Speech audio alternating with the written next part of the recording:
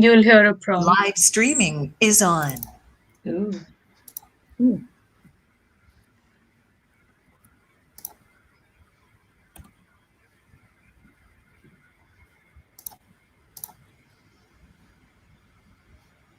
Okay.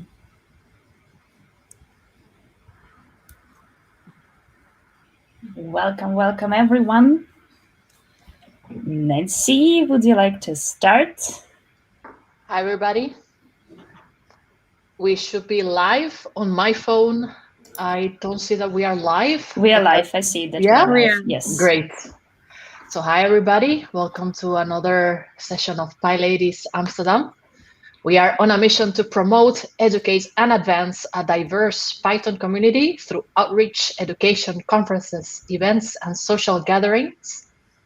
I am Nancy. Online is also Bhumika and Aliona, the co-organizers of PyLadies Amsterdam. Today we are hosting, very gratefully, Daniela Miranda. She is a data engineer at Pebble. She has worked previously as a data scientist and holds a postdoctoral degree of engineering in data science from the Jheronimus Academy of Data Science in Den Bosch. Her background is software development and computer science, and she's passionate about machine learning and natural language processing. Welcome, Daniela. Whenever you're ready to begin, we are looking forward to your workshop. Thank you. Thank you very much. Good evening, everyone, and or good morning from wherever you are. Welcome to the workshop, Introduction to Web Scraping with Python and Azure Functions. And let's start. Yes, so as it was mentioned before, my name is Daniela Miranda. I am originally from Colombia. I am data engineer, currently working at a company called Pebble, specializing in data engineering solutions using cloud and automation. And I was previously a data scientist and decided to move to the data engineering field. And I have a PDEng Data Science degree from Jheronimus Academy of Data Science and TUE. And the main reason why I'm here is because I'm passionate about data and education. I really enjoy it. It's challenging for me and at the same time exciting. So I hope you enjoy this session.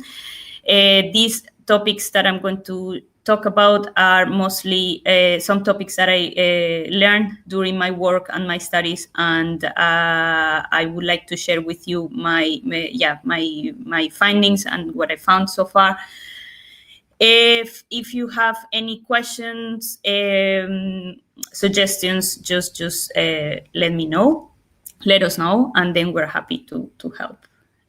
As an agenda for today, we're going to cover three main things. The first one is the web scraping. From there, we're going to generate an output, and we'll use that output for the second and third part. The second part is blob storage. What are the characteristics? And the third part is wordcloud. What is wordcloud and how it looks? And we're going to use Azure Functions to generate that one. Okay. Quick thing sorry for interruption. I want to say that we mentioned about the questions and comments. So actually, for those who are watching this YouTube live stream, there is a small delay. So it's like less than 1 minute. So if you have any questions, ask them in the chat. And if it will be something urgent, we will interrupt the speaker and ask this urgent question. If it can wait, then we will wait until the end of a specific part where you can address all your questions and concerns. Thank you so much. And Daniela, continue, please. Okay. Thank you, Aliona. As I said, the first part is about web scraping. We're going to talk about what it is, what are the common uses, the benefits, how to scrape data from a website, one of the libraries that is commonly used for that, which is called Scrapy. And then from that, we're going to define where to store whatever we're going to scrape. So So basically web scraping is to take data or to extract data from web pages and to give it a structure, because generally data from web pages is unstructured, is raw, it's text, it's images. It depends of the design of the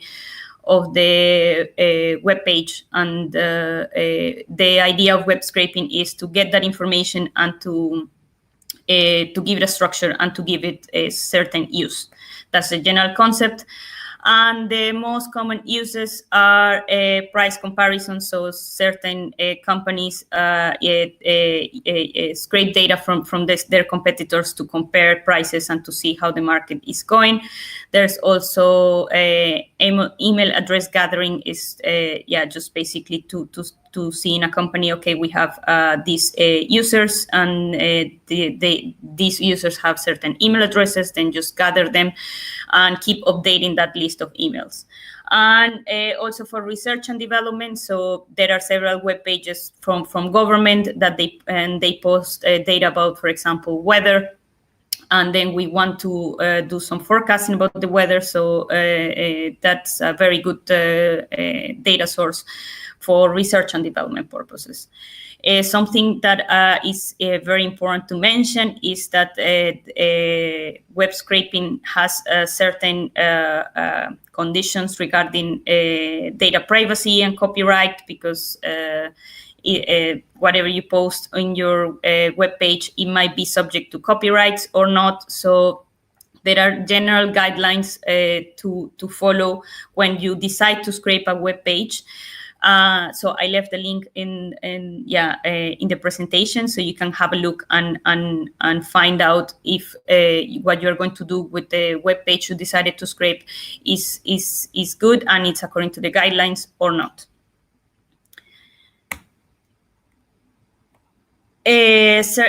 Benefits. Well, there are several. From the business point of view, is to achieve automation. So instead of you just go and find out page by page what you want to get, you can just create your scraper and then get the information you need. Also to acquire business insights. That is, basically to get the data that you have there and structure it and put it in a dashboard, for example, and see what are the trends.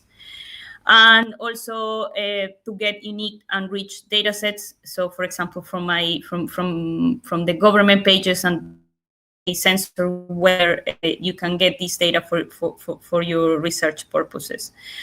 And of course, because this is a Python community, then is also some benefits to scrape our web pages using Python.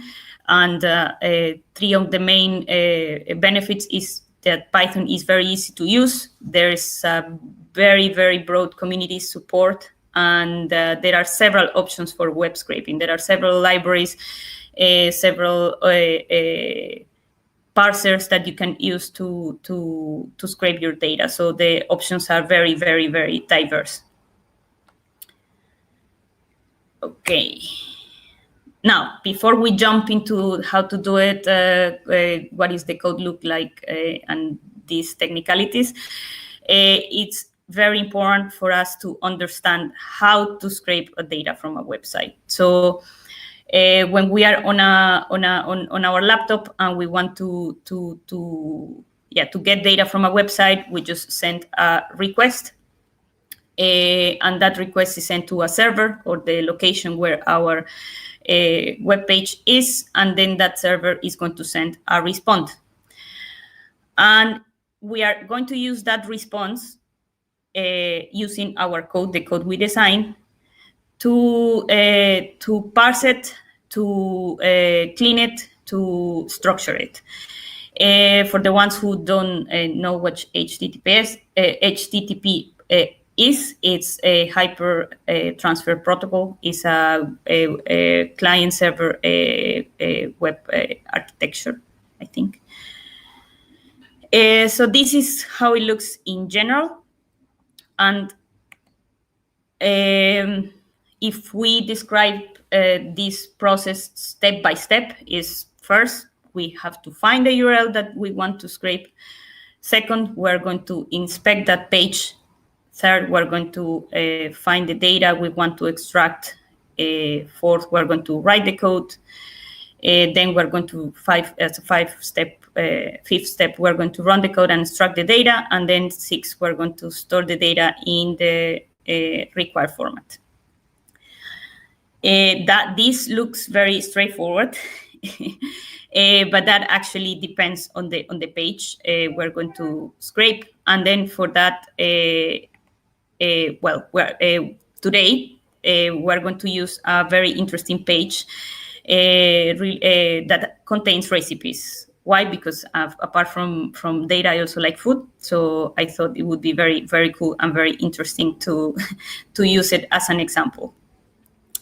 So we're going to use that page, and then we are going to show how these steps works. And I'm going to stop the screen for now. And, oh, sorry. Oh, no, yes, it's this one, but it's this page.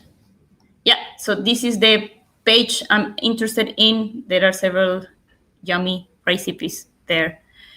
And, oh, sorry. I lost my mouse.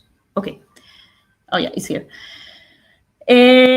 Then, yeah, you can see there are several recipes, very nice, look very colorful. And then I thought, okay, I would like to get those recipe names and see what are the common ingredients or names that are there. So first, if you wonder, okay, how can we make a request? Well, making a request is as simple as just getting this URL and press enter. Then this is how we're sending a request, and the response we're getting is the web page in itself. And you say, okay, but now how can we access this data? Because here it looks very graphical, and then you keep clicking, and then that's it. So here we can see the back end of this web page. If we right click on it, Google Chrome allows it. And yeah, we can see the back end of my page. That looks not so nice. Yeah, so basically this is the back end of my web page. And then if we keep moving, then we can see which tag belongs to which part of my web page. Pretty cool, huh? And then if I want to see, okay, this is my title of my recipe. If I want to inspect this one, yeah, here it is. So keep this in mind, this H3 class, this is the tag we're going to use to find our titles, because we're going to get this text, curried pumpkin with cashew and coconut and bust up shut. Well, I don't know what is this. Another thing I wonder for myself is like, okay, I have some recipes with images, some others without images. So I want to know if they look the same or if they have the same name. It's almost the same, but here we already have title, no image. So it's interesting. We have two different tags for our recipe names. But this is how we can start checking, okay, how can we start checking for information in our web pages. So let's keep that in mind.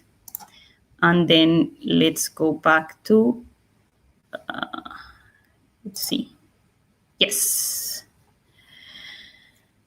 So as I say, we already covered in what you saw in the web page, inspecting the web page. We covered step 1 and 2 and 3. But then writing the code would be like basically checking tag by tag, or how can we organize that? So many people have done it several times, and they found, okay, there has to be an organized way automatically, of course, instead of we going tag by tag and copy and paste our text.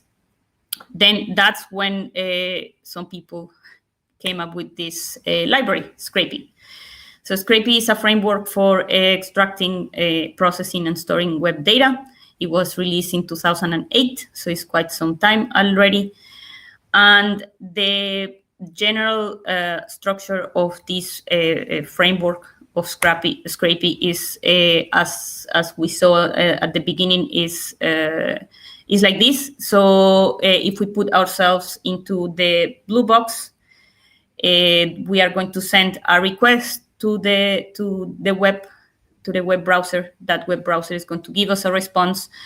Then from this response, we're going to parse, extract the data, and then we're going to save the data. Well, in this diagram, it says database, but it could be any container we want. From this framework, we have several main components that look very, very cute here in these icons. So we have spiders, we have items, we have pipelines, settings, and middlewares. So these are the main components that are going to structure our scraper, as we call it. So the spiders are self-contained crawlers that are given a set of instructions. So in our spiders, we're going to store the instructions that we want to follow to scrape our data. Our items are, okay, so the spiders return the extracted data as items, basically. And these items are Python objects that have characteristics. So, for example, if we want to think about our example of food recipes, one item could be one recipe. And then we could have, this item could have a name, a description, a list of instructions, for example. Then we also have pipelines. So these pipelines process the items through several components that are executed sequentially. And after an item has been scraped by a spider, it is sent to the pipeline. So very common uses for item pipelines are for cleaning the HTML data and validating, and also checking duplicates. Could be also if you are familiar with the data engineering world, then also for some ETL or extract, transform, load tasks. And our settings is basically some technical settings that we can use to allow and customize the behavior of our Scrapy components. And the middlewares are basically the glue of all of the above. Let me see. Does this work? Yes.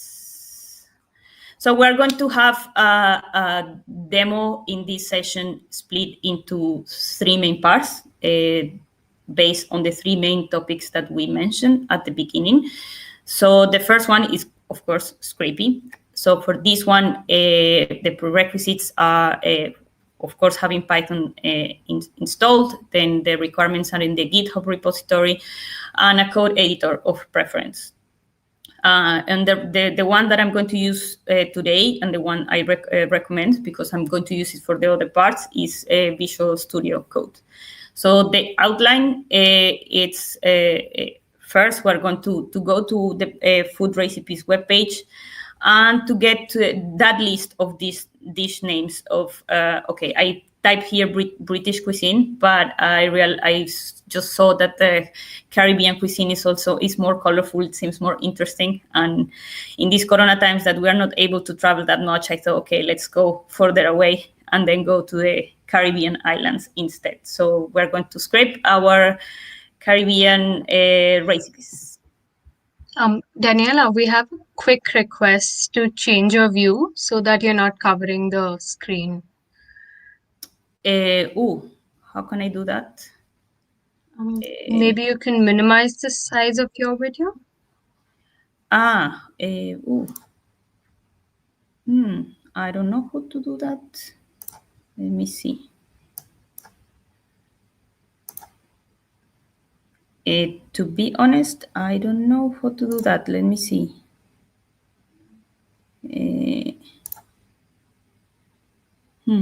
Settings.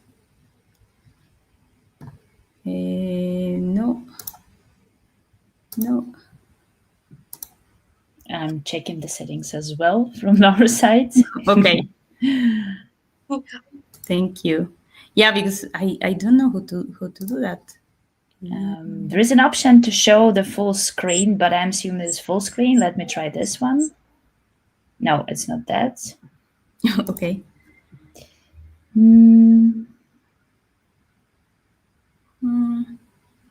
Yeah, it's really interesting. Let's make a short break. For those who want to have 1 minute to find a glass of water, please do it right now. Well, I'm going to do that too. Okay. Because since from our side, we don't have a control of this camera, actually. It's really strange that it's completely like separate. Yep. Yeah, and it seems a bit big. Let me see. Should it be, is it a Jitsi setting or? It wasn't there when we started, so I'm yes, so it was something that actually Daniela switched in. Remember to say that the camera was not here, so we actually the changed the camera. But there is there is another option. What we can do, for example, for sharing the code and for the presentation, you can just make it smaller, so then it doesn't cover the full screen. Probably it will be the quick option. Probably. Yeah, something like this. Yeah, but it's really small. And you're covering only the tiniest part of it. So let's say, yeah, I think and if you move it to the left, yes, and you can make it bigger still, a little bit bigger. No, you remove it completely from the screen. Stop here. Awesome, you make it a little bit bigger. Not smaller, another side. And you can, yes, bigger. Yes, that's it. Awesome. So it will be this. I think it will be enough. Yes. So this is for the web part, because we're here for at some point. Cool. Then let's check the presentation as well. So to make sure that it's also not covered. Presentation as well. Yep. The presentation probably then. Yes. Oh. Okay. Somebody's saying you could also just show the presentation in windowed mode. But okay. This is somebody's suggestion online. Window mode. Yeah, but it depends. I think this is the windowed mode right now. Yeah. Then yeah. Okay. So like this?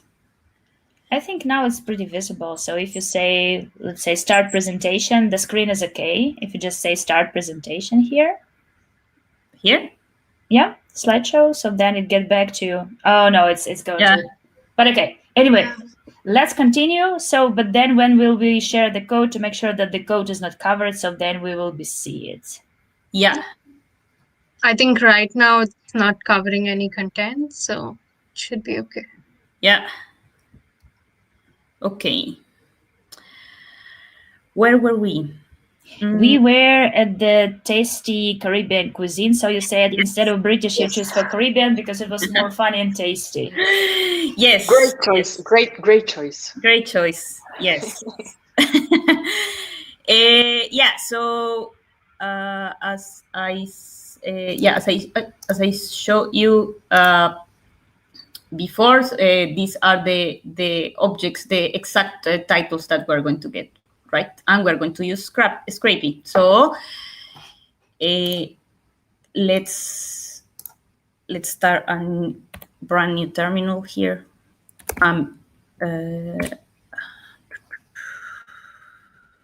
Yeah. It's not covering. No, it's here. No, it's not covering. Yeah, so here I'm going to move to the folder that I am going to use today. I do hope that it's not .NET folder. Yeah. Yeah. CD demo 2. Yes. So here I'm going to create my Scrapy project. So if you have already installed your requirements in your laptop, these lines of code, these commands should run easily in your laptop.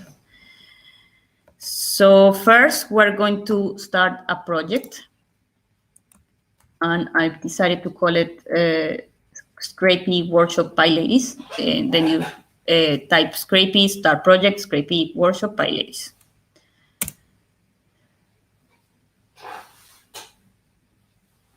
Yeah, so it was created. Then we can go to our, it actually gives us the instructions there. So we just type cd, which is going to that command, to that folder, sorry, Scrapy workshop is, yeah. And then I'm going to create, I'm going to generate my first spider, as it says there in the example. So it's Scrapy, Scrapy and spider, and I'm going to call it cuisines, and I am going to use my link, my web page here. Let me copy and paste it here.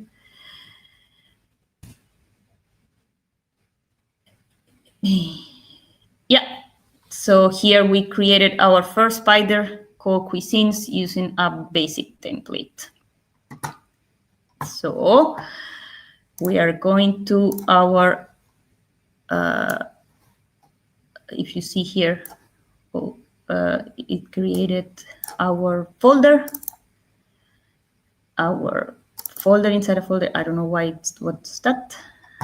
And yeah, it created already all these files automatically. We didn't have to do much, but just follow those two commands. And then in our spiders, I already have my first spider cuisine. So let's see what is there. I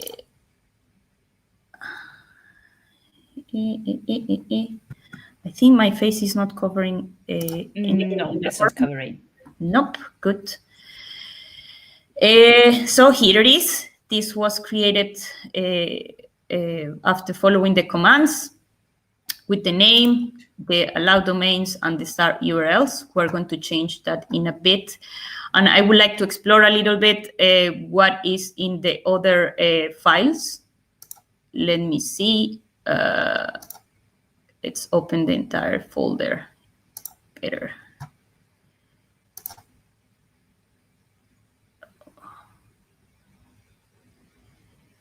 Yeah, much better. Then I have here my cuisines. Then, as I mentioned, in the components of Scrapy framework, we also have items.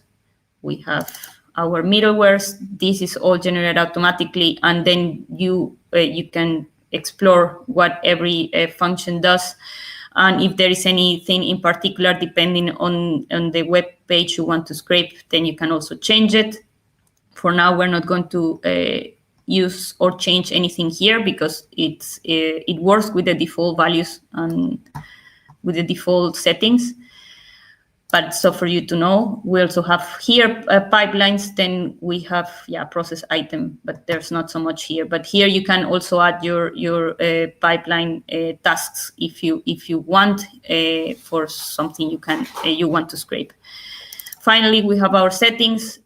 So we have here several options if we want concurrent requests, or we have download delays, cookies enabled. That depends a lot of on the web page you decide to scrape. For the one we're using for the demo, we don't need to change anything here, but just keep it as it is. But yeah, it just cool for me to show you the framework and the files, how are they generated by only following these two command lines that I just show you in the terminal. Let's go back to cuisines.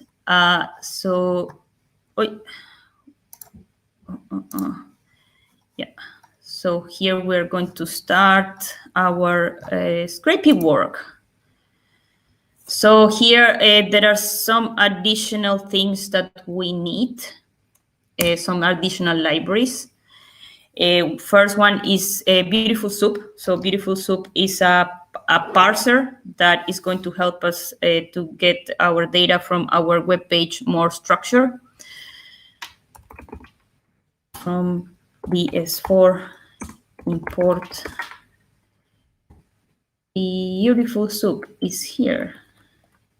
Here we go. And then I think that would be it for now. Yeah, I think that would be it. Okay, then. And I just found the solution to our situation. So Okay. in the system that we're using right now, there is an option or to share your screen with the face like this, or to share your screen without your face. And if you want to just to share the full screen without your face, there is an option it calls like unmute. So where would that be? So there is the position of the camera. So it says the position. Okay, you have camera position. It's on the lower right corner of the screen while the presenter is displayed. You can enable this by unmuting your video while sharing your screen. So actually, you need to stop sharing your video. And if you click stop sharing video, not stop sharing video. If you click on the web camera, it will stop the camera and it will hide your face temporarily, but then it will share the full screen. Yes, so that's the limitation of this. So, or you're sharing the whole screen, or you're sharing the whole screen with your face, but it's covering the biggest part of the screen. Someone who wants to improve this, feel free to commit to open source tool GC. Yes, that would be great. Just to maybe just toggle the square and make it smaller. But okay. I have my next open source PR idea. Definitely. Okay, so what do you say? Should I keep it like this for now, or? Yes, I think if you want, because there will be some code sharing, so it's up to you to decide. But just to make sure now it's not covering anything. Yeah. So, but now you can still see my screen, right? Yes, we see the full screen. Yes. Perfect. We see the cuisines and Beautiful Soup. Beautiful Soup. Okay. Right. That's good enough for now. Yeah. Then I'll be back with my face at some point when we're not sharing something. Okay. So where were we? Yes. So we're sharing. We're importing our Beautiful Soup to make our results more or make them easier to be found or to be extracted. What goes next? Okay, here this basic template created this allow domains and start URLs. So this is when we have several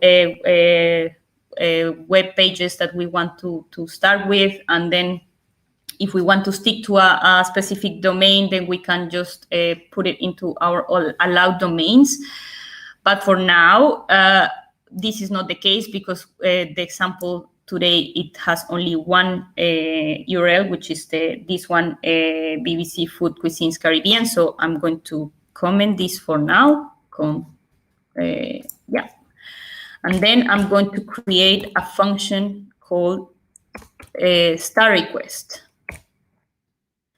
So in my function star request, what am I going to do? Well, I'm going to tell my scraper, please go to this URL and then send a request. How do I do that? As simple as defining my URL as this. Oh, I already have some, let's say like this. Yes. And then I am going to create a request called Scrapy.request. And then here there are several parameters that I can use. the two most important ones are for starting our request is URL, because we need it. Is equal to the URL we define, and an additional instruction, so to say, callback. Is it called callback? Yes, I think so. And here we are going we are saying, okay, after we send this request, we want to refer to a particular function, and that function is defined here in our code already. So we're going to say, please go here and go to this function called parse. Oh no, wait, I'm putting this. I am putting this in the wrong site. It's here. Sorry, here it is. Here it is too. Sorry, it's here. Yeah. So we're creating a request. We are using the URL we want, and we're saying once we get a response, please refer to this function. We're not going to use a return because we want to keep this, let's say, active. So we're going to, instead of return, we're going to yield our request. Yeah, and now, okay, we say, okay, we get the response and go to parse, but parse doesn't have anything, right? So we have to make this alive. And then first we're going to say, okay, we're going to create a beautiful soup object that is from the type beautiful soup. That's why we imported our library. And then here we're going to get the response, whatever we got in the response. Here we're going to say, hey, please give me the text of that. And we're going to say, okay, which way we're going to parse it. I am going to choose LXML because it's faster than HTML, but feel free to search what are the different options and what are the differences. Maybe for you it works better with HTML or LXML. If you don't know what are those, you can also feel free to ask or to Google it as well. So, okay, we have our beautiful soup object with our parse data. And then I also need, what else do we need? We want to create a file object where we're going to save our results. And we're going to save it to a TXT file to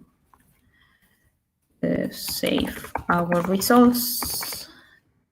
Then I'm going to create a file name, and I'm going to call it well, it's not quotes, but that was a template name I used, and the files got that name in the GitHub repository. So I'm going to use that same name so you don't get confused when you go to the GitHub repository later on. So I'm going to say, okay, this is my quotes for Caribbean .txt file, and then I am going to say text file is equal to, okay, let's say we open the file, and what is the file that we're going to open is called file name. What else do we need here? Yes, and in which state do we want it? We want it for writing, because we're going to write information there. What else? Okay, well, of course, we need to put info in our beautiful soup object, of course. Then remember that we found out 2 types of recipe names. One with without image, and yeah, this one, and one with image. The name is different. This class is different. So we have to keep that in mind when we search for it in our scraper. So here is how we do it. Let's say recipes with images is equal, it's going to be recipes with images is equal to, in our beautiful soup object, please find all, find all, yeah, find all. What was the tag that was there? H3. H3. And then, what was there as well? A class. So in our tag H3, we say, because this is included there, we say whatever is in this key called class. And please give us, okay, I copied and pasted that to move forward a little bit. The name is kind of ugly. Yeah. And then, because we're finding them all, they will get a set of objects here.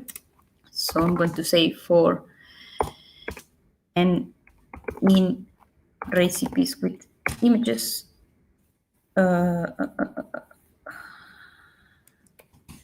then recipe name is going to be equal to n, and there's a method function there, or yeah, built-in, which is called get text.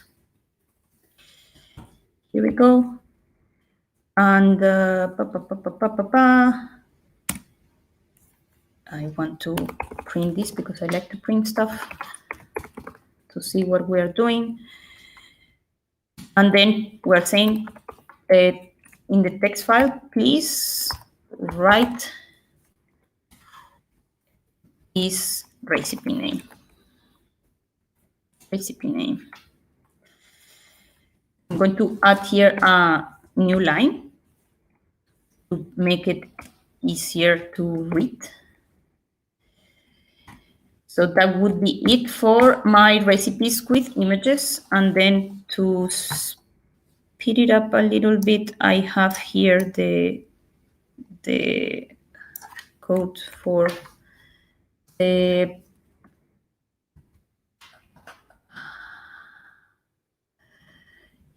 so here we can say with no images. And then we'll say, please give me all of this. Yeah, so basically you see here the difference in the two types of recipes we get. And we are saying, okay, for whatever we find with these texts, with these tags, then please give us the names. Yeah. And yeah, well, we have finished.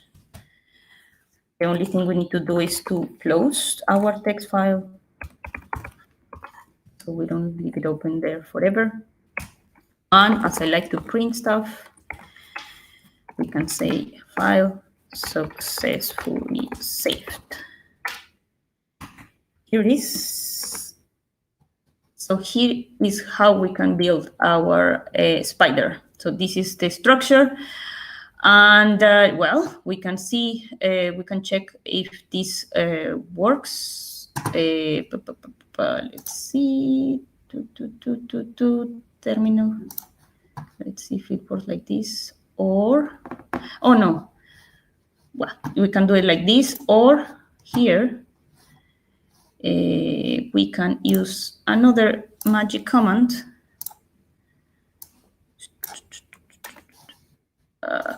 We're telling, please, Scrapy crawl cuisines, which is the name of our spider. Let's see. Oh, okay. Here it is.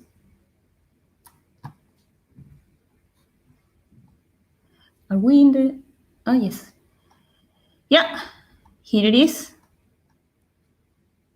If you can see here our names, all the names we found, plus, yeah, that's why I like to print stuff. File successfully saved. Let's see how it looks in our folder demo2.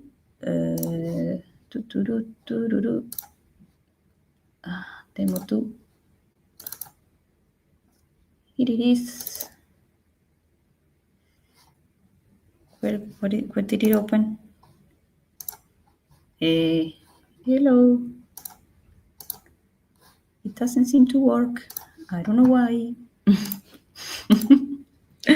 How many screens do you have? Probably it was open on another screen, right?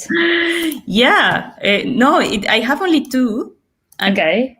Okay, let me close it and open it again. Because it says not responding. Why? It's just a text file.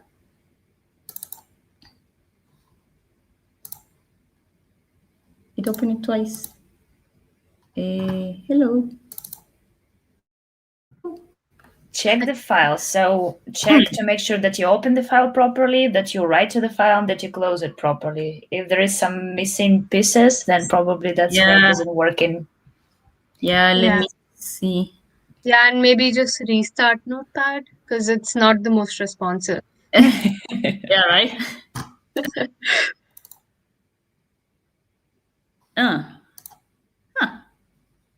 Okay.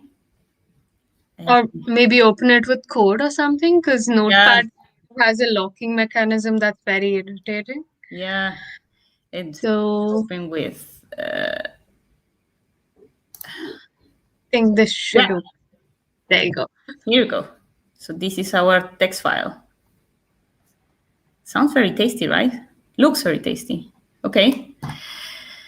So here we have, this is how we can convert. Okay, thank you, by the way, for the help.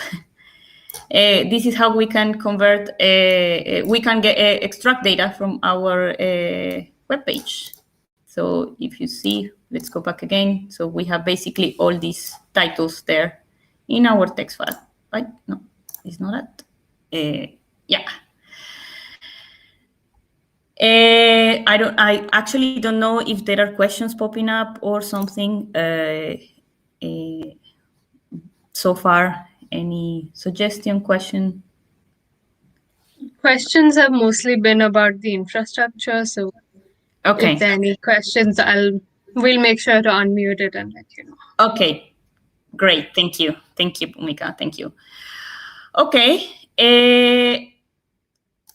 Let's go back to the presentation. Oh.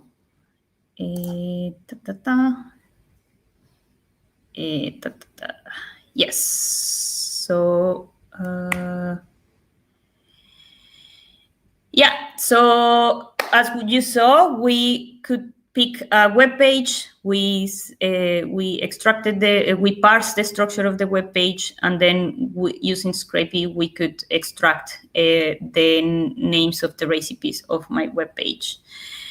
As a task for you, as a challenge for you, I would like you, or I invite you to pick 5 cuisines of your preference and crawl the recipe names from all of them. So you will have different requests, because here we saw only one link, but now we will you will have 5 because you will pick 5 cuisines. So I invite you to try it out to see how it works, and then if you feel stuck, then yeah, just reach out with questions. Also, have a look at the repository, but only if you tried and you're stuck. Don't go there if you haven't tried. So I invite you to do it. It's very interesting.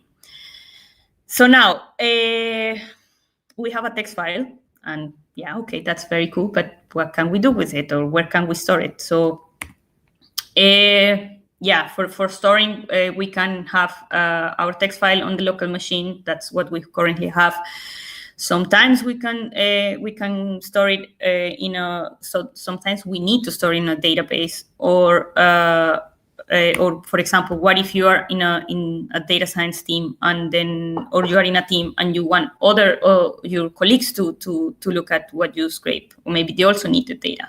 Then you might think of I don't know, maybe share it in OneDrive, but then yeah, not everyone has access to it, or you have to manage the access, so it might be a bit tricky. So that's when you can think of the cloud. So if your company or this team works in cloud, then there are chances of having one of the common cloud providers, which is Azure. As far as I know, is one of the cheapest way to store information. And yeah, as I mentioned, could be OneDrive or Google Drive or Dropbox, but then we also have Azure. And then Azure has several options to store the information, and Blob storage is one of those type of storage. So what is blob storage? Blob storage is a type of storage, as I said, optimized for storing massive amounts of unstructured data. And then that structured data doesn't have to be compliant to any particular data model or definition. So it's very good for text or binary data. And then blob storage is actually designed for serving images or documents directly to a browser. It also allows us to store files for distributed access, streaming video, audio, log files, data for backup. So it's quite versatile. It's very simple, and as I say, it's quite cheap to use. So that would be the second part of our demo, or the hands-on of this workshop. So it's going to be the shortest section of the workshop, which is blob storage creation. For doing this, the prerequisites is that you need an Azure account. Is for free. I left the link here in the presentation. You can access, and with your email, you can get a 1 year a free trial, so you can play around with it and see what is there. And then there, we're going to create a storage account, and in that storage account, create a blob container. And then the outline of this section is like, okay, we're going to create an input and output folders. The upload of our text file will come later, because we'll use that when we work on section 3. So let's go back again. I'll go to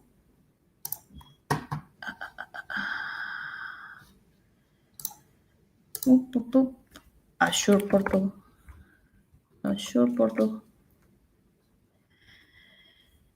Here, this is my Azure account, and then yeah, you can already see here I have a storage account, but it's as simple as go to your storage account and create a new storage account.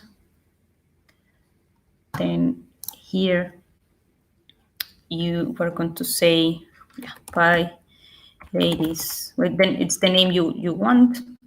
PyLadies Amsterdam storage account. I think it's going to show that, yeah, it's already taken.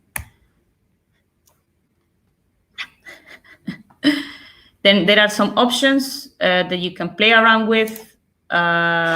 Secure transfer, public access storage account key access. For now, I'm going to leave it in default because what we're going to do is quite straightforward, and we don't need any additional or any special configuration. But this is for you to know that we can change different settings in the networking if we want it public or private. Also, there are some options for data protection. So enabling, for example, soft delete is that we can recover deleted blobs or containers or file shares from up to 7 days. So we're going to leave it like that. There are some tags, and then we can just create and review create. Oh wait, did I change the? I don't remember if I changed the location. It seems to me not. It seems to me that it was in the US. Yeah, right. And that's where I was a little bit concerned about. Yeah. Ooh, almost. Yes, very important region. West Europe. Yes. Yeah. Only difference will be in the sense of cost. So usually it's a good practice to set it up in the region where you're located to not to pay too much for it. Yes. That's good that it happens because we can tell the share with you that that's how it works with the region part. Then we can quickly move forward a little bit, and then we can just create, and it is as simple as that. This can be done also via command line. So you can also have a look at it and play around with it with the Microsoft documentation. The reason why it's not happening here is because we are covering several topics and we don't want to do too much in one single go. But this is how it looks. And then we can create containers as simple as this. Input, create, and another container, output. Here we go. And that would be it. And quick question, Daniela, the access level, should it be private or public for the demo? That's a very good question. That's a question I have for myself, actually. I would say we can change the access because it's public data, so we can just change it to container. But I'm not sure, correct me if I'm wrong, Aliona. Yeah, let's say we should say that for normal production grade, you will never expose it. It will be always private, and it will be hidden probably behind the private endpoint. But for now, for the sake of this demo, we want to make sure that everything running smoothly and we are capable of accessing it. So I rather keep it as anonymous read for blobs and containers. So keep it on the level of containers. Otherwise, we can have issues with initializing of blob triggered Azure function. Yeah, indeed. Then let's change it for the two of them. Thank you, Aliona. Okay, then we have our two containers. Let's keep this in mind because we're going to use them for later. So for now, let's go back to our presentation. Here we go. Okay, in this second part, we created actually a storage account and an input-output folder via Azure portal. As I said, this can also be done via command line. Feel free to reach out to the documentation, check it out if you feel like having a look. And then we're going to jump in to the wordcloud because we have an output file, we have some folders there, but we say, okay, what are we going to do with that? So we're going to create a wordcloud using Azure Functions.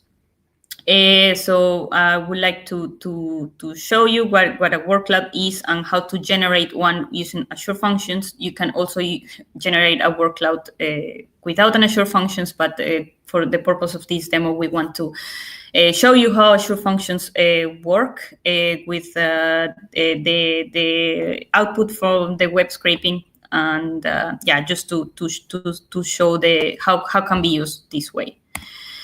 So coming back a little bit to Microsoft Azure, it's commonly referred as Azure, and it's a cloud computing service created by Microsoft for building, testing, deploying, and managing applications and services. It provides software as a service, platform as a service, infrastructure as a service, and supports many different programming language, tools, frameworks. So it has a lot. So you can see here in the image that they have. Those are the icons of the several things you can find in Azure. And the one that we just used and we saw is Blob storage. That's the one you see there. And the one we're going to use is next, or we're going to talk about next, is Azure Functions. What are Azure Functions? There are several less lightweight and language independent functions, and they allow us to implement our system logic into readily available blocks of code. And these code blocks are called functions. I'm not going into much details about this because there was a workshop last year regarding Azure Functions given by Dana, and it was very, very interesting, and it goes into more details and goes in depth about Azure Functions. So I also left the link here so you can go and have a look at it. It's very good. I highly recommend it. Two important things that we need to know about Azure Functions for the purpose of this workshop is that in our function or our code blocks, we have two things, triggers and bindings. So the triggers are the ones that determine the way our function will be executed. And the bindings are the way that we can tell,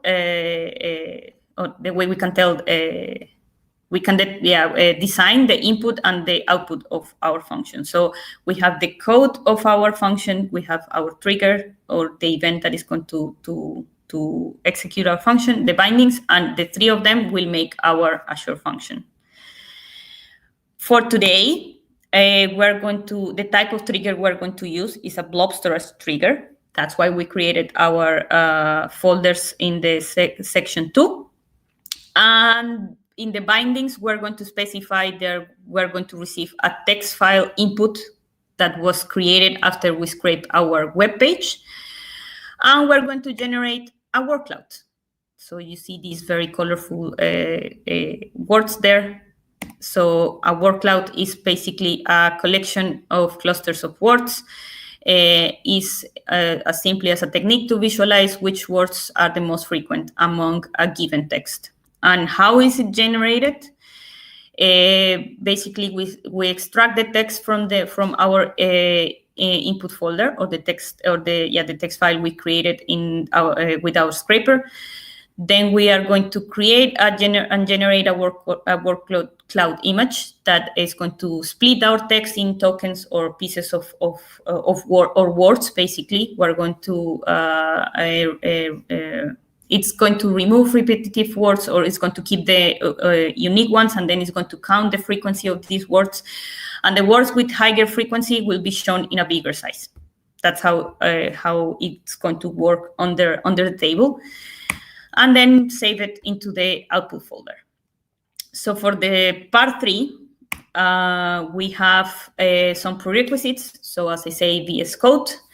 Then we are going to use also Microsoft Azure Storage Explorer to do some testing locally. And then we also have Azure Functions, core tools, and also some extensions to make our Azure function work, the Python extension, the Azure function extension for VS Code, and the Azurite. That last one is to test our function locally before deploying.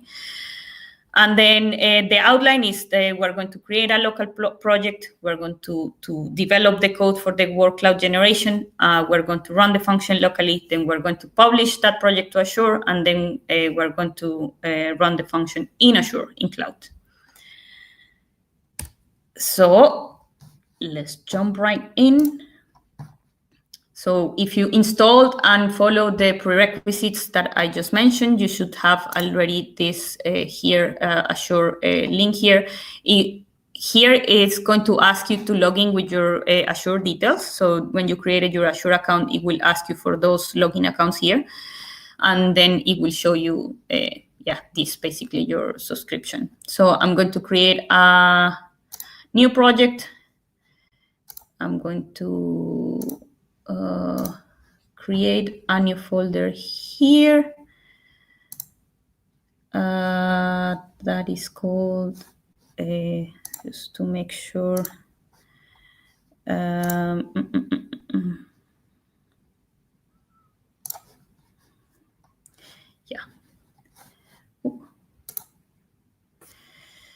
A wordcloud Azure function, so we don't miss stuff. It's the same as in the repo. Then we're going to say Python. I'm going to use Python 3.8 because there was a problem with Python 3.9 for wordcloud, so I'm going to stick to 3.8. And Azure Blob storage trigger. So you say here you have the different types of Azure functions. We're going to pick Azure Blob storage trigger. And here we're going to call it Blob trigger wordcloud. Wordcloud. I'm going to leave it like that for now. Yes, I'm going to create a local new app settings, and here is going to show the different storage accounts. And as it's connected to our Azure account, then it's going to show us the different ones that we have. So remember, we created the one number 2 with a very creative name. Here, this is the path within your storage account the trigger will monitor. So we have a very simple one, input name. Opening new window could be.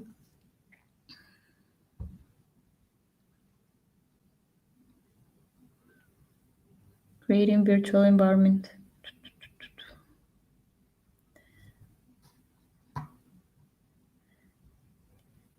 Yeah. So similar to what happened with our scraper and Scrapy, it creates our structure right away, at least the basic template.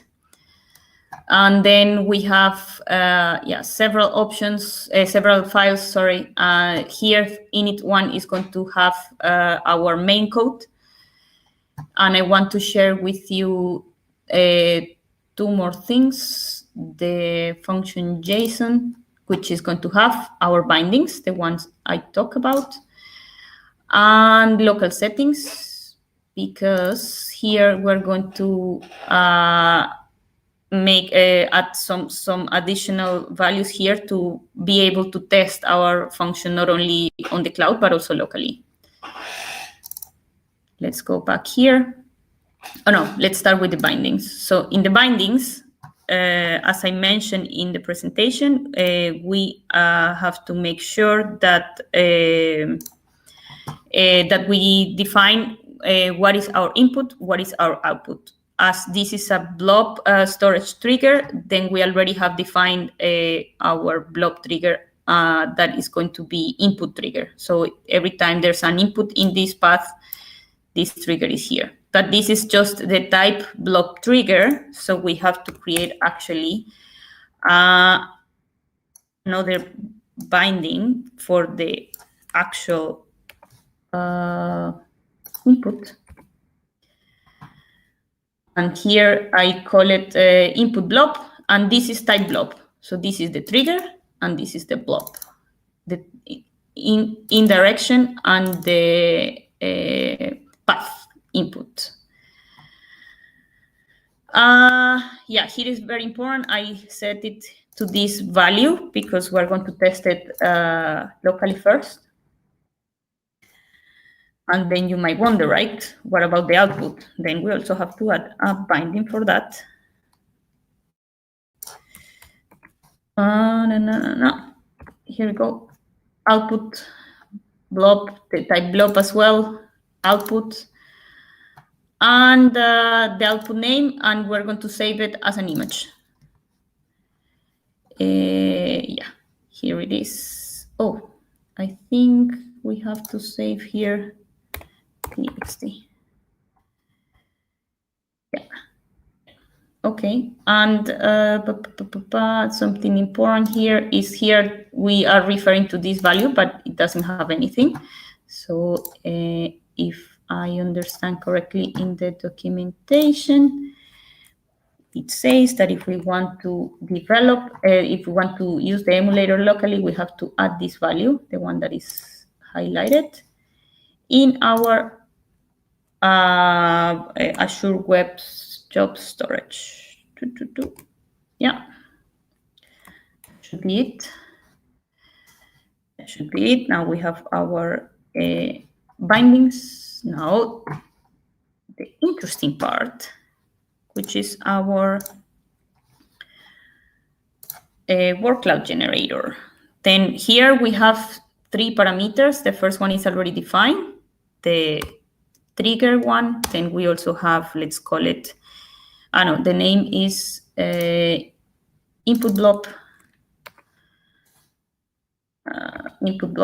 and as an annotator, which says type bytes because it's going to be a file. And what's the name of the other one? Output blob.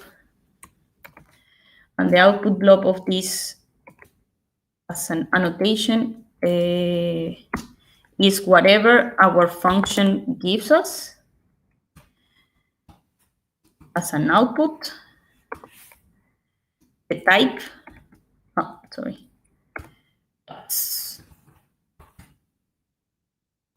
and we'll see that in a moment happening. Important libraries that we need. We also need input output because we need to convert our image to an bytes. And also our wordcloud, from wordcloud, import wordcloud. Yeah, that would be it for now. This login info is going to, just to give us some details on how our function is doing. And then we can start very quickly. First, we're going to read our input blob. And I'm adding some login info.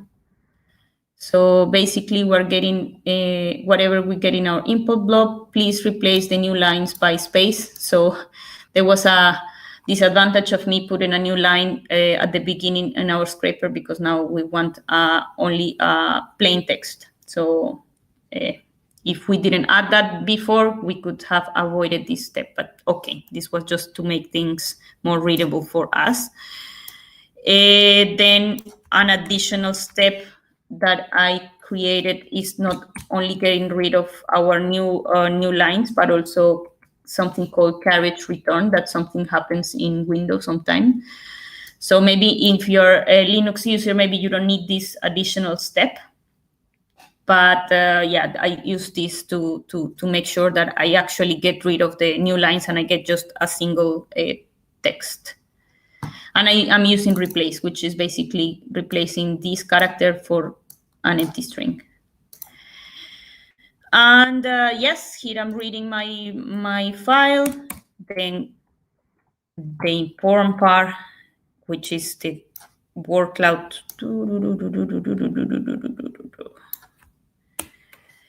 Here I'm going to. Yes. Then I have a word cloud, and as simple as saying generate from our recipes name text. And we're going to save our image. I'm going to speed up here a little bit. Sorry, here. And as I said, because in these functions we are receiving an input and get input as bytes and an output as bytes, then we're going to convert this image to bytes here, like this. Yeah, so that's why we import this library. So please, we're saying please to the with this image save it as a byte format. And yeah, we don't need this for now. This was for testing purposes. And then we have our last bit, which is basically saving our output.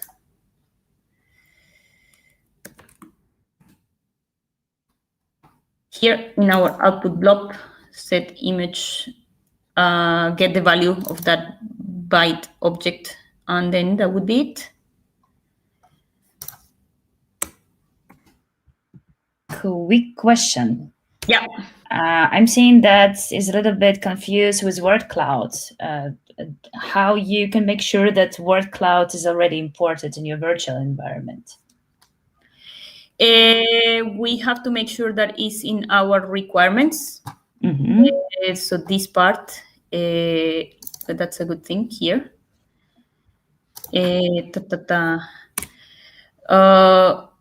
Would be work. Yes, wordcloud would be like that, I think. Yeah, and also it always has issues when converting to images, and it's or using matplotlib underneath, or using Pillow. No, Pillow. Yeah. Pillow. So to make sure that you have this in a virtual environment. Yeah. Yeah. Thanks. So Pillow, it's another. Thank you, Alina. It's another library for creating images. So we just add this to our requirements just to make sure that we have everything there. Yes, then now how can we test this before we deploy it to the cloud? Because now I think this is straightforward, but I don't know. So that's why I suggested the extensions for VS Code. Here we have Azure Functions and we have Python already, but then there's this library called Azurite. And here with this one, we can create a local emulator and then try it out locally before we deploy to the cloud. So if you install it, you will get these messages, little brackets here saying there, and then we can start it. We're making sure that it's there. We also make sure that here this is local, and this in this emulator, you can create your containers here. They're already there, but yes, you can just create blob container and then it will go there. Oh, is it this? No. Okay. Oh, okay. Let me see. Let's refresh. Emulator. Probably it's not started yet. Yeah, it's not started. It needs some time to spin up. Or as I closed it and opened it up, then it just deleted those folders that are there, I think. It just started from scratch, I think. Yes, with Azurite, yes, that's the issue. Yeah, so I would just create it. Good, because it's good that you guys see what I'm doing or what I'm talking about. Output.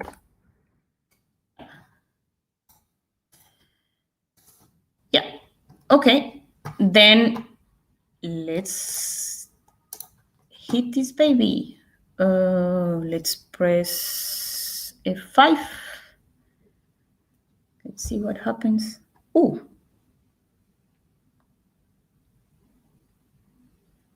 So while this is running, we also have a question in the chat. Yeah.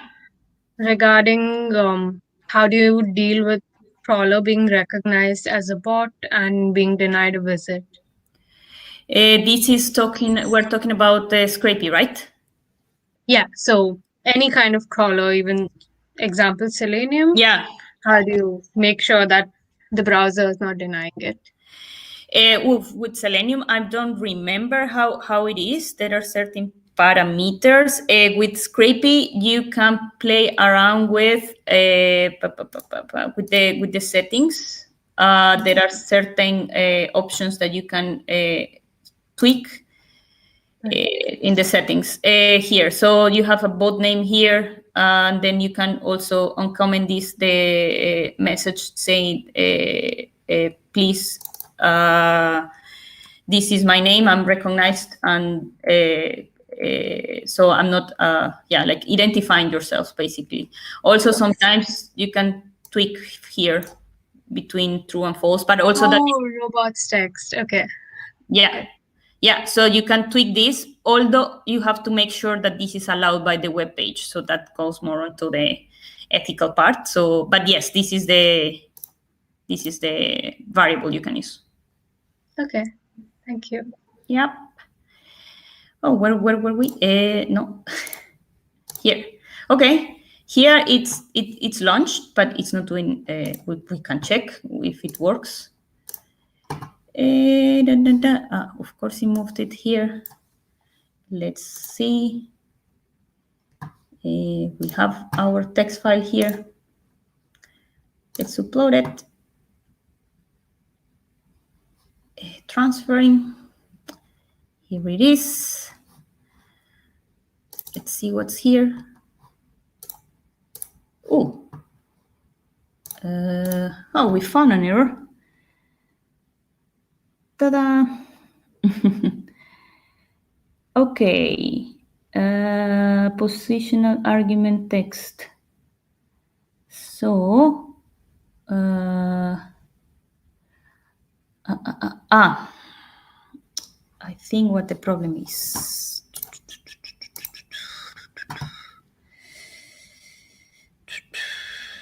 Yes. Yes. Sometimes this happens. Okay, let's.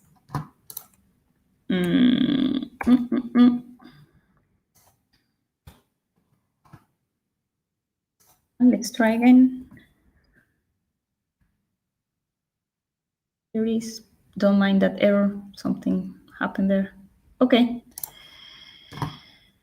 Let's delete this and then let's. Did it delete it? Did it not? I don't know. Yeah, just wait. Sometimes it's still time. Yeah. It's not so fast as you. Now it's deleted. Yeah, I know. Okay. But yes, it was that. Okay. Here it is. Let's upload it. Yes. Let's see. Ta-da! Let's see what we got here.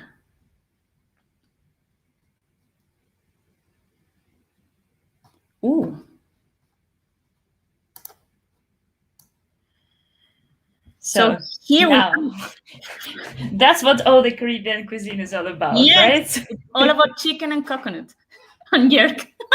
I don't know what is this.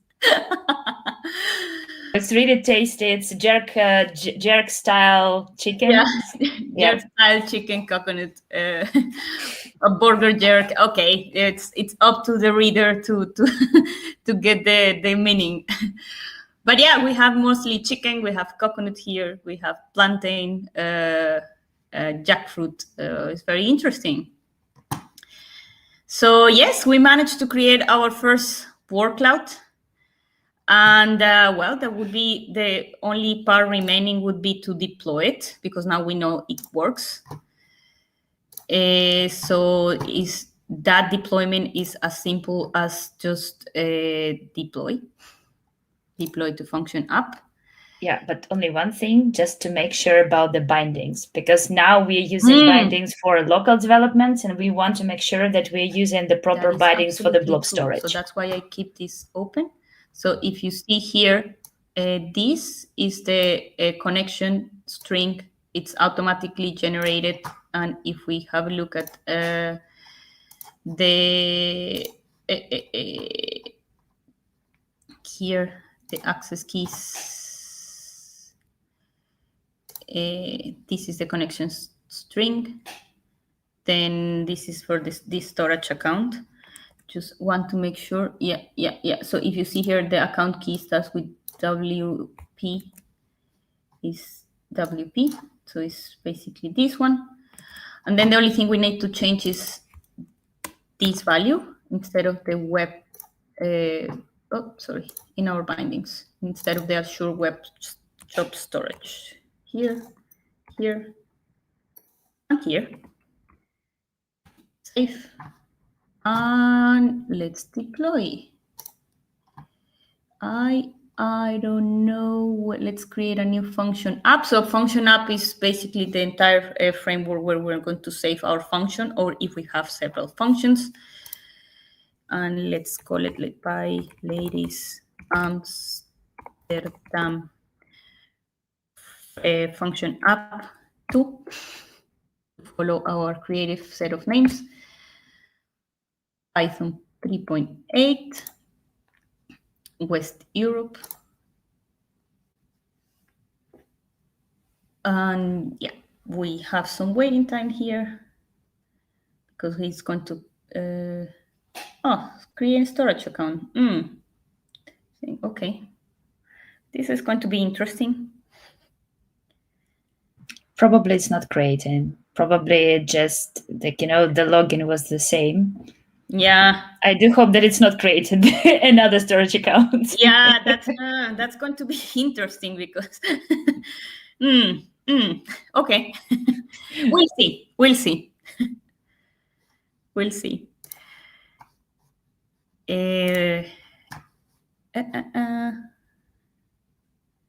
Create a new function app. Oh, it's going to be 8 already. Oh.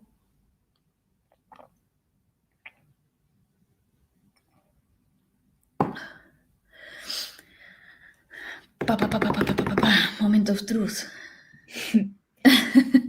Probably while we're waiting for the moment of truth, it's already there because it needs first to deploy it. It also takes some time. Yeah. But yeah, you can share what you were going to say, maybe. Bhumika, it seems to me there was a question there, right? Oh. Yeah, I was just going to come to that. So we have, one big question. What advantage does Scrapy have over using Beautiful Soup alone for web scraping? That's a very good question. If you want to scrape something simple and straightforward, Beautiful Soup would suffice.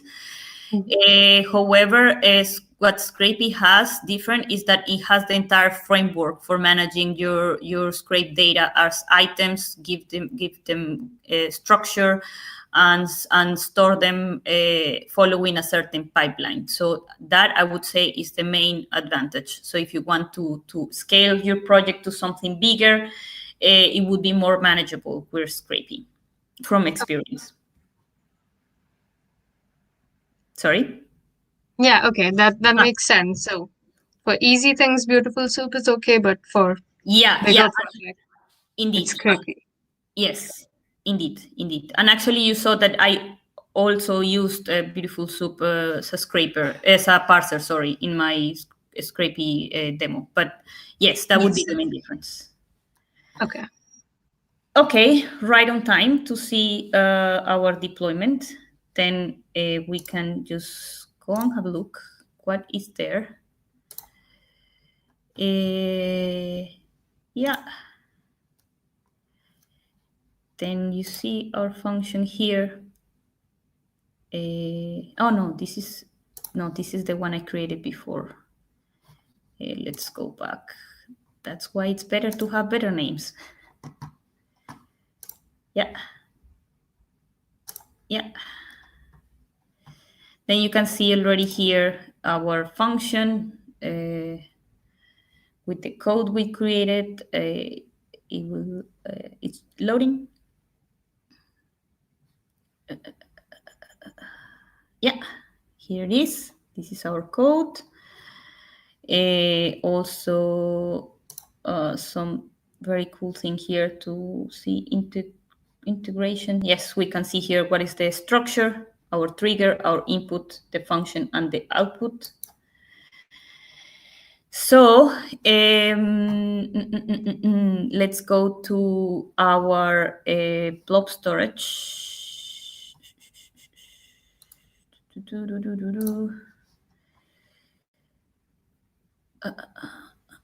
Home PyLadies Amsterdam SA2, and then here in our input, then we are going to repeat the same process, but now we're in the cloud.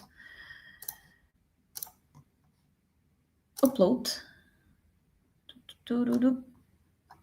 Okay. Uploaded. Let's see. Huh. Ta-da! Didn't work.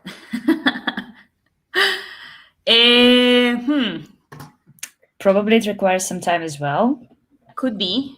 Also triggers me what we saw in the step generation in the VS Code, that it seemed that it was creating like a new storage account. So weirdly, it just associated to a different storage account, but I'm not sure. I think you can check first on the how much storage account do you have. Yes, we can check that right away. Storage accounts. Oh, yes. Yeah, here it is. Oh, that's you see, it says MFA and that say MSA2. So that's where I think the yeah, because here this one is the one I created when it asked me for a new function app. So FA is for function app and SA is for storage account. So I think these ones were the ones we created in our second part. And this one is created when we wanted to deploy it. Interesting. Would it work if I do it here? Yeah, because look, it's you see Azure Web Job Host. So it means that the function is running here because it pour in all logs here.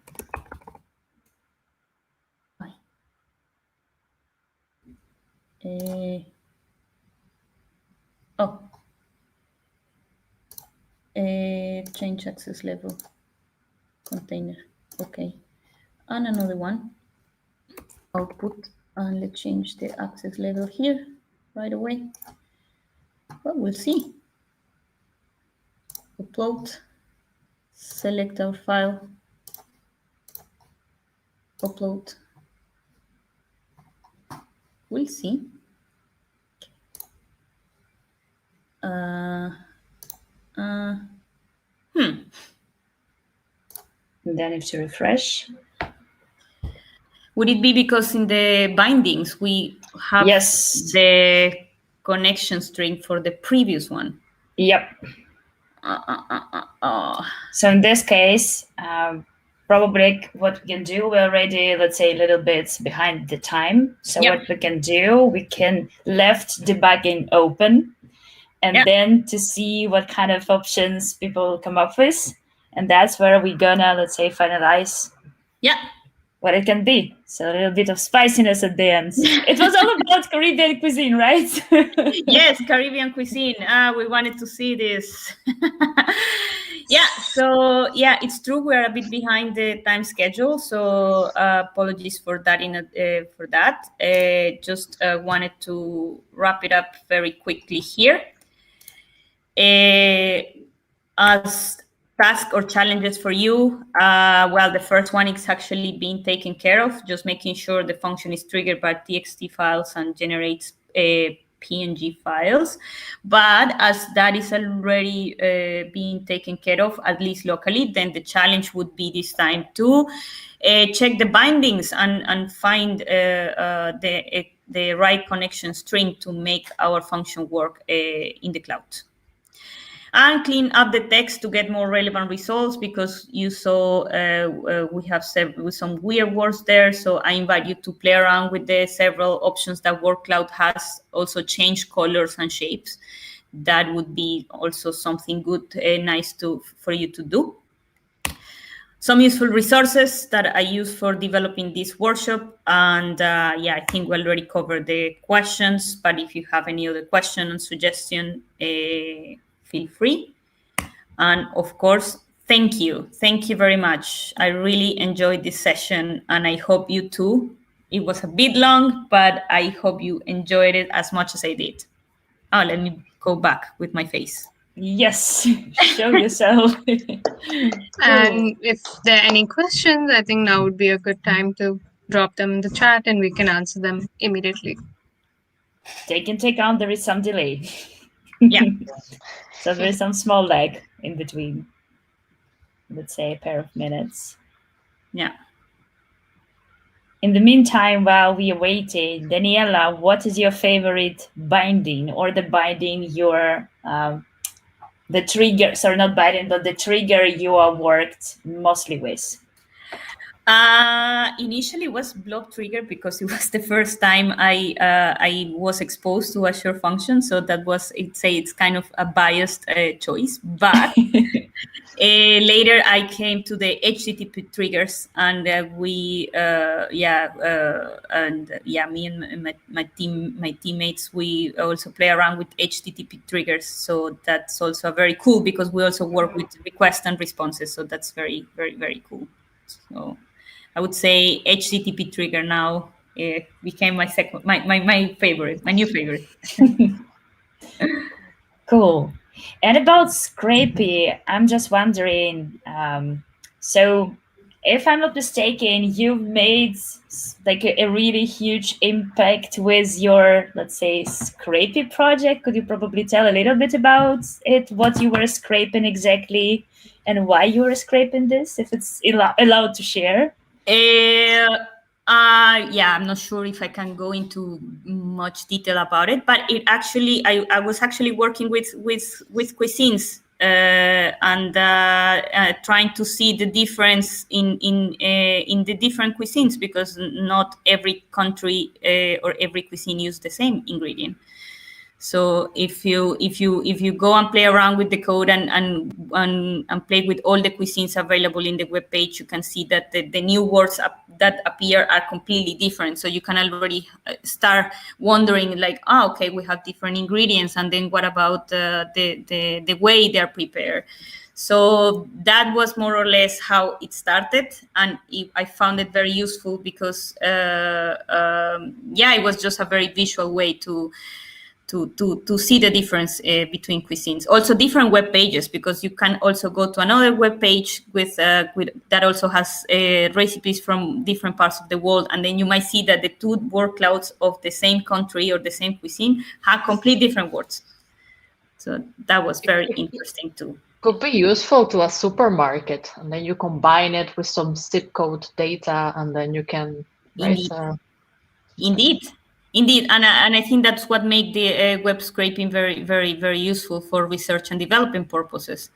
So if you want to investigate what are the different products that are sold by different supermarkets, then you can just go and scrape the products that are there and see which ones are more common.